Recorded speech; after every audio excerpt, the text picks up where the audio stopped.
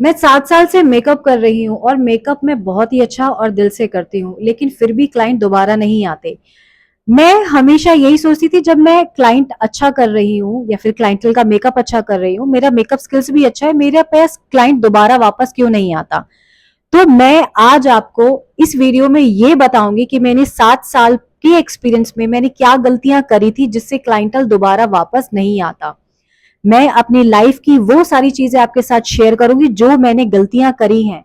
ये गलतियां जरूरी नहीं है कि सिर्फ बिगनर मेकअप आर्टिस्ट करता है, ये गलतियां वो भी हैं जो एक एक्सपीरियंस मेकअप आर्टिस्ट करता है।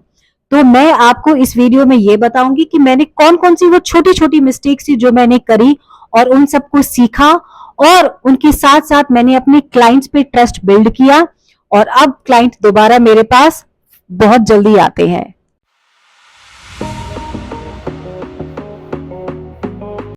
तो जब भी मेरे पास कोई बुकिंग आती है तो मैं हमेशा अपनी क्लाइंट से, अपनी ब्राइड से उनकी ज्वेलरी, उनका अनफिल्टर फेस और हमेशा उनका आउटफिट मंगवाती हूँ एज अ पिक्चर में। और मैं इमेजिन कर लेती हूँ कि कैसा लुक आएगा इनका, एंड साथ में साथ आपका ये पिंटरेस्ट जो है बहुत ही अच्छा एक आइडिया देता है आपको। तो मैं उस आइडिया को हमेशा अपनी क्लाइंट पे करने की कोशिश करती थी।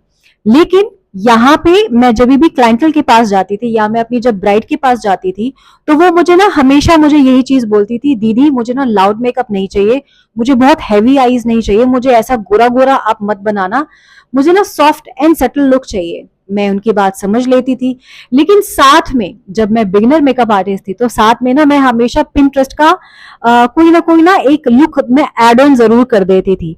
अब लास्ट में ब्राइड या क्लाइंट मुझे थैंक यू तो बोलते ही थे, लेकिन वो दिल से ज्यादा खुश नहीं होते थे, क्योंकि हमें हर मेकअप की क्लास में ये सिखाया जाता है कि फेस एक कैनवास है, जो कि ऑब्वियसली है। लेकिन हमें ये नहीं सिखाया जाता कि हर क्लाइंट, हर ब्राइडल की अपनी पर्सनालिटी होती है, अपना चार्म होता है, अपनी खूबसूरती होती है। हमें उसको ध्यान में रखते हुए मेकअप करना चाहिए। यही एक गलती है जो हम पिंटरेस्ट पे जाते हैं या फिर हमारे माइंड में कुछ क्रिएटिविटी नजर आती है तो हम क्लाइंट पे कर देते हैं। एक्चुअली हमें क्लाइंट को एज अ कैनवास या फिर पिंटरेस्ट के मेकअप की तरह फॉलो नहीं करना चाहिए। क्लाइंट को उनके एलिगेंस के साथ हमें तैयार करना चाहिए, उनको स्टाइल करना चाहिए और उन्हें वही मेकअप देना चाहिए जो उन पे अच्छा लगता है, जो उनका डिजायर्ड लुक है। ये एक मेरी पहली गलती थी जो मैंने अपने आप में चेंज करी। अब क्लाइंट को मुझसे और उनको मुझसे कोई शिकायत नहीं होती, अब वो दोबारा मेरे पास आते रहते हैं। डस्की ब्राइड के साथ सबसे बड़ा बिट्रेयल तो हम लोग ही करते हैं। डस्की ब्राइड जब भी चेयर पे बैठती है तो उनका ऑलरेडी इतना खूबसूरत कॉम्प्लेक्शन होता है, पता नहीं क्यों हर मेकअप आर्टिस्ट को उनको 2 शेड लाइटर फाउंडेशन लगाने की जरूरत पड़ती है। उन्हें अपने जैसा उनको फील नहीं होता जैसा उनका कॉम्प्लेक्शन है। बाद में जब वो तैयार हो जाती हैं, अच्छा तो उस समय लगता है जब मेकअप आर्टिस्ट मेकअप करता है, लेकिन बाद में जब वो ऑक्सीडाइज होने लगता है, जब स्वेटिंग आती है उन लोगों को, तब उसके बाद सारे रिश्तेदार उनको यही बोलते हैं बहुत गोरा बना दिया है, अच्छा नहीं लग रहा है, क्रैकी हो गया है। कुछ ना कुछ प्रॉब्लम डस्की ब्राइड में आती ही रहती है। तो यहाँ पे यही गलतियां होती हैं कि हम उनको फेयर बनाते हैं। फेयर उनको ना बनाइए, उनके साथ बिट्रेल मत कीजिए, उनका जो कॉम्प्लेक्शन है उनको वही दीजिए। एंड जब भी कोई भी आप एक शेड या फिर कोई भी शेड लगा रहे हो या फिर जितना शेड आप उनके ऊपर लाइट कर रहे हो, उनसे हमेशा कंसल्ट करके पूछा करो क्या वो चाहती है कि उनका जो कॉम्प्लेक्शन है वो लाइटर हो, या वो अपने कॉम्प्लेक्शन में ही कंफर्टेबल फील करती हैं। हमेशा ध्यान रखिएगा, क्लाइंट आपके पास दोबारा तभी आएगा जब वो अपनी स्किन में कंफर्टेबल होगा। हर क्लाइंट के पास अपनी कोई ना कोई स्ट्रेस होता है। देखो, जब भी क्लाइंट आपके पास आ रहा है ना एज अ मेकअप करवाने के लिए या फिर एज अ कोई भी ब्यूटी मेकअप की सर्विस लेने के लिए, तो आप हमेशा ये ध्यान रखो कि आज की हर कोई औरत या हर कोई लड़की अपना ऑफिस भी संभाल रही है, घर भी संभाल रही है, अपनी शादीशुदा जिंदगी भी संभाल रही है और स्ट्रेस को भी संभाल रही है। तो जब वो आपके पास आती है ना तो वो कुछ टाइम ना रिलैक्सेशन करने के लिए आती है। कुछ मेकअप आर्टिस्ट को ना मैंने ऐसे ना देखा हुआ है, वो जब भी उनका मेकअप कर रहे होते हैं ना तो हमेशा ना कोई चीज उनको सेल करने की कोशिश करते हैं। आप ये शीट मास्क ले लो, आप ये स्किन केयर ले लो, आप ये लिपस्टिक ले लो, आप ये वाला ले लो, आप वो वाली चीज ले लो। यार कभी कभी ना जो क्लाइंट होता है वो सिर्फ रिलैक्स करने के लिए आ रहा होता है, उसके पास ना ऑलरेडी इतनी सारी टेंशन्स होती हैं।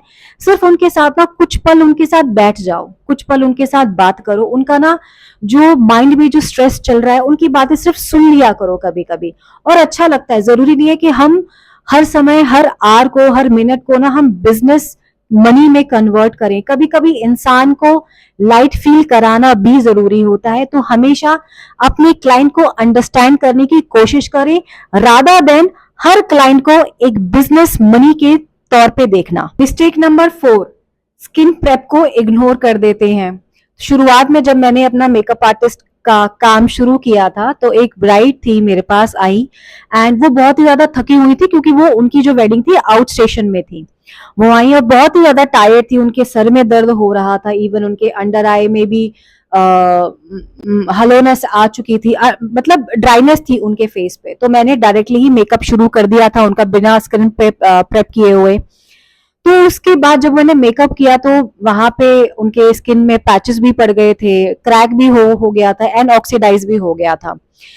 तो वो, और मुझे ऐसा लगा कि मैंने मेकअप बहुत अच्छा किया, बहुत अच्छा लुक आ रहा है, लेकिन वो ब्राइड मेरे पास दोबारा नहीं आई, या फिर उन्होंने मुझे किसी का कोई रेफरेंस नहीं दिया। क्यों? क्योंकि मैंने उनकी स्किन प्रिपरेशन अच्छे से नहीं करी थी। मेकअप आर्टिस्ट, आप जब भी अपनी वैनिटी तैयार करते हैं तो हमेशा ना उसमें स्किन प्रिपरेशन के छोटे छोटे मिनी किट्स आप रख सकते हैं। जरूरी नहीं है कि सिर्फ एक मॉइस्चराइजर से ही काम हो सकता है। कभी कभी ना ब्राइड्स ना बहुत ज्यादा थकी हुई होती है, क्यों? क्योंकि पूरे दिन की रिचुअल्स होते हैं, और आजकल तो ऐसा है ना, एक ही दिन में ही हल्दी भी हो रही है, एक ही दिन में सगाई भी हो रही है, और रात में वेडिंग है, तो थकी हारे होते हैं वो। अब उनके लिए सिर्फ एक मॉइस्चराइजर तो काम करेगा नहीं।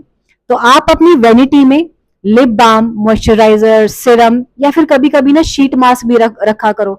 ऑब्वियसली किसी अगर वेन्यू पे जा रहे हैं या फिर किसी 5 स्टार होटल में आप किसी बेड को करने जा रहे हैं तो वहां पे वार्म टॉवल या फिर आपको आइसिंग का जो बोल होता है वो तो मिल ही जाएगा। थोड़ा सा ना उनको रिलैक्स करने दीजिए, थोड़ा सा उनको हल्की सी मसाज किया कीजिए, जैसे कानों के पीछे आपके जो प्रेशर पॉइंट्स होते हैं उनको रिलैक्सेशन मिलती है। एंड पता है क्या, जब पूरे दिन की थकावट सिर्फ वो प्रेशर पॉइंट दबा के उनकी अगर हम थोड़ी सी हेल्प कर सकते हैं ना, तो बहुत ही अच्छी बात होती है। मेरी एक क्लाइंट थी जिनका ब्राइडल मैंने किया हुआ था, उनकी जो सिस्टर थी वो भी मेरे से तैयार हुई थी, उनका भी ब्राइडल मेकअप मैंने ही किया था। तो ये जस्ट बिकॉज ऑफ मैंने उनको कोई बहुत ज्यादा लग्जरी वाला इम्पैक्ट नहीं दिया, लेकिन हाँ उनको वो वाली चीजें दी थी, उनको वो सर्विसेज मैंने दी थी जिनकी उनको रिक्वायरमेंट है। जैसे वो थकी हुई थी, मैंने उनकी थकावट हटाई थी by pressing some pressure point. उनको मैंने अच्छे से उनका स्किन केयर किया था, सिरम लगाया था, शीट लगाई थी मैंने, लिप बाम लगाया था, उनका अंडर आई मैंने उनकी क्रीम लगाई हुई थी। तो बस वही चीजें चाहिए होती है। अगर आपकी स्किन प्रिपरेशन अच्छी नहीं है तो आप मेकअप फ्लॉलेस नहीं निकल कर आ सकता। अगर आप स्किन प्रिपरेशन अच्छी नहीं करोगे ना, तो आप ये मान लो कि अच्छा मेकअप और ग्लोई मेकअप करना भूल ही जाओ, वो एक सपना ही रह जाए। 5वीं मिस्टेक, इंस्टाग्राम का हर मेकअप लुक आप हर क्लाइंट पे करने की कोशिश करते हैं, जो कि हमारी सबसे बड़ी गलती होती है। जब हमें मेकअप सिखाया जाता है तो हमें एक क्लीन फेस पे सिखाया जाता है। जो मॉडल्स होती है, खूबसूरत मॉडल्स होती हैं, उन पे हमें मेकअप सिखाया जाए तो उनका फीचर ऑलरेडी इतना सुंदर होता है। लेकिन रियल में क्या होता है, हमारे जो क्लाइंट है वो रियल वुमेन होती हैं। They have acne, they have hooded eyes, they have pigmentation on their skin. उनकी टेक्सचर्स होते हैं, उनकी रियल टेक्सचर होते हैं। हम हर इंस्टाग्राम के वायरल मेकअप को हर किसी क्लाइंट पे चिपका नहीं सकते, या फिर हर किसी क्लाइंट पे हम कर नहीं सकते, क्योंकि हर क्लाइंट की फीलिंग अलग होती है, हर क्लाइंट की जॉ लाइन अलग होती है। आपको क्लाइंट को समझना पड़ेगा कि उनका फेवरेट फीचर क्या है उनके फेस पे। मान लो कि अगर किसी क्लाइंट की शार्प नोज नहीं है, अगर उनके आईज अच्छी है तो उनके आईज को एसेंशुएट करो। क्लाइंट से पूछो आपको अपने फेस पे कौन सा फीचर सबसे ज्यादा अच्छा लगता है। क्लाइंट बोलेगा कि उनको लिप्स बड़े अच्छे लगते हैं, तो try to enhance her lips. तो इस तरीके से आप इंस्टाग्राम की रील्स के जो मेकअप होते हैं उन पे ना जाए, क्योंकि वो सिर्फ एक ट्रेंड है, लेकिन काम आपको रियल क्लाइंट पे करना होता है। कभी किसी की हुडेड आईज होती है, कभी किसी की आलमंड आईज होती है, या कभी किसी की सैगिंग वाली आईज होती है। तो आपको आईज के अकॉर्डिंग काम करना होता है। कभी कभी मानती हूँ, कभी कभी कुछ ऐसे क्लाइंट भी आते हैं कि नहीं मुझे ना ये वाला मेकअप चाहिए, मुझे ऐसे लिप्स चाहिए या फिर मुझे ऐसा कलर चाहिए। आपको उनको समझाना पड़ेगा that you are a real women, I want to accentuate your personality, I want to make you feel like a queen. मैं आप में कॉन्फिडेंस भरना चाहती हूँ, नॉट बिकॉज आप किसी और का लुक एक्वायर करें। जरूरी नहीं है ना, सी देखो एक कुकी कटर ना जरूरी नहीं है कि उस पे चलता है तो आप पे भी चले। तो you have to make understand yourself and your client always कि उन पे क्या अच्छा लगेगा और कौन सा ट्रेंड किसी क्लाइंट पे फॉलो करना है और कौन सा ट्रेंड किसी क्लाइंट। टेक नंबर 6, समझाए बिना प्रोडक्ट यूज करना। जब आपकी चेयर पे क्लाइंट बैठता है तो आप कोई भी प्रोडक्ट लगाते हो, जैसे आपने कोई प्राइमर लगाया या फिर कोई मॉइस्चराइजर लगाया, तो कभी कभी ना क्लाइंट जो है क्यूरियस होके आपसे ये पूछता है, अच्छा ये वाला प्रोडक्ट क्यों लगाया, या फिर आपने ये वाला मॉइस्चराइजर क्यों लगाया, मैं तो कोई और मॉइस्चराइजर लगाती हूँ। मुझे पता है कभी कभी ना क्लाइंट बहुत एंशियस होता है, बहुत क्यूरियस होता है कि मैं जो प्रोडक्ट लगाती हूँ क्या उसमें कुछ मिस्टेक है, या फिर आप जो प्रोडक्ट लगा रहे हो क्या वो क्या इम्पैक्ट देगा।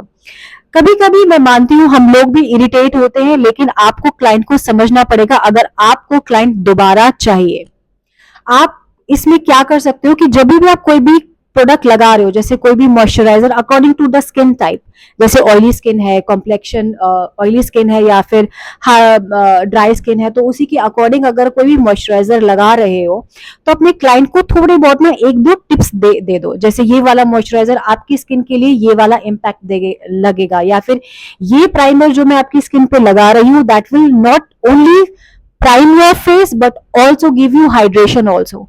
तो क्या होगा जब आप मेकअप उनका कर दोगे और जब मेकअप बहुत ही ज्यादा फ्लॉलेस लगेगा उनपे, तो वो ना देखेंगी कि अच्छा थोड़े थोड़े ना टिप्स आपने उनको दिए हुए हैं, तो वो दिल से संभाल के रखेंगी उन टिप्स को, और वो टिप्स जब भी वो यूज करेंगी ना आपको जरूर याद करेंगे। और यही तो चीज होती है, यही तो चीज हम लोगों को चाहिए कि जब भी क्लाइंट कोई भी जो आपने उनको टिप्स दिए उनकी स्किन केयर के लिए, जो उनको बेनिफिट कर गए हैं, तो वो आपको जरूर याद करेंगे और वो दोबारा आपको जरूर बुलाएंगे।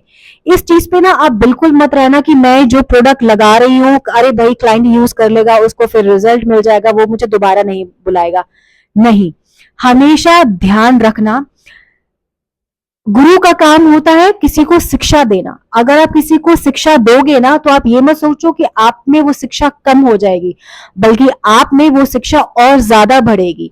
तो हमेशा किसी को छोटे से टिप्स देने में ना आपका कुछ नहीं जाता, दूसरे इंसान का भला हो जाता है और आपके पास वो दोबारा क्लाइंट बार बार। मिस्टेक नंबर 7, मेकअप के बाद अक्सर मेकअप आर्टिस्ट क्लाइंट से रिश्ता ही खत्म कर देते हैं। मुझे तो समझ नहीं आता कि क्यों, हालांकि ये गलतियां मैंने भी करी थी। जब आपका मेकअप हो गया, क्लाइंट ने आपको रिव्यू दे दिए, टेस्टिमोनियल्स दे दिए आपको अपने पेज पे डालने के लिए, तब हम ये सोचते हैं कि यार मेरा काम हो गया, मुझे पैसे मिल गए, या फिर कभी अगर क्लाइंट टक्कर गया मुझे दोबारा तो ठीक है, वरना तो कोई बात नहीं, मेरा उस टाइम का काम खत्म हो गया। लेकिन ऐसा थॉट प्रोसेस हम लोगों को नहीं करना चाहिए। जब आपका मेकअप हो जाए, नेक्स्ट डे जब उनका भी फंक्शन खत्म हो जाए, नेक्स्ट डे उनको उनकी पिक्चर्स शेयर करो, उनसे उनका रियल फीडबैक लो कि पूरा दिन कैसा रहा मेकअप, या पूरे इवेंट में उनका मेकअप कैसे रहा।